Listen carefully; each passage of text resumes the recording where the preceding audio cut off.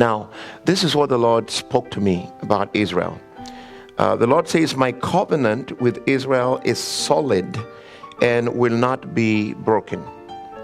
I will restore my people. Their unity will be firm through the wall. And the Lord says, I will expand their territory. So through these wars, God is going to cause Israel to expand the territory. I heard the Lord saying that, did I not give Abraham all the land? Did I not give Abraham all of the land? Did I not give Abraham all of the land?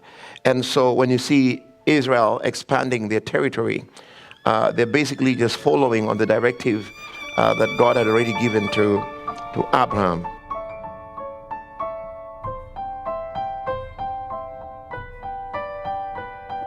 Turning now to the Middle East, Israel has been condemned for seizing a buffer zone in Syria following the collapse of the Syrian government and its authoritarian leader, Bashar al-Assad.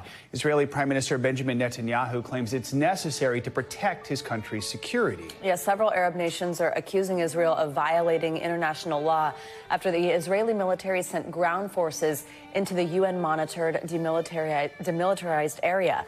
The Syrian Observatory for Human Rights also says that Israeli tanks were spotted southwest of the capital of Damascus, which the IDF denies. The monitoring group also says the Israeli military has carried out more than 300 airstrikes on targets across Syria since Sunday, hitting ports, airports, and other military infrastructure. So, Joe, Savannah, very widespread Israeli strikes all across Syria since the weekend. And as you said, Israel's government is saying the goal of these strikes is to destroy strategic weapons left behind by the Assad regime that could fall into the hands of extremists inside of Syria. They are especially concerned about Assad's stockpiles of biological and chemical weapons, as well as ballistic missiles. But given the scale of these strikes, it does appear that Israel is effectively trying to demilitarize Syria, to destroy all of the major military assets of the Assad regime so that none of them end up in the hands of the rebels. In terms of what's going on the ground, Israel has sent troops first into what was a buffer zone in between Israeli and Syrian positions, and they have now acknowledged they have crossed over that buffer zone, and they are a little further into Syrian territory. It does not appear accurate that they are advancing towards Damascus, but they are inside of what the world acknowledges is sovereign Syrian territory.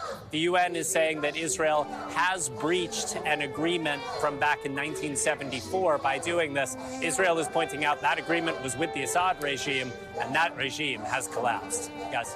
We're also, of course, watching these next steps as we're discussing in Syria following the downfall of Assad. We saw the main rebel commander meet with Syria's prime minister to discuss a transition. What is the latest there? So these rebels are trying to convert their lightning-fast battlefield victory into a new political authority, Savannah, and they are trying to form a government now. They have appointed an interim prime minister. He is an Islamist who is in charge of the authority up in the northwest of Syria, where rebels have been in control for several years now. And there are big, big questions about what kind of government is going to emerge from this revolutionary chaos. The main rebel group, Hayat Tahrir al-Sham, Islamist, has its origins in al-Qaeda, but has really been trying to telegraph moderation, saying it is not a threat to minorities, it is not a threat to women. But the whole world is watching to see what kind of policies this rebel Islamist government will put in place as it takes power.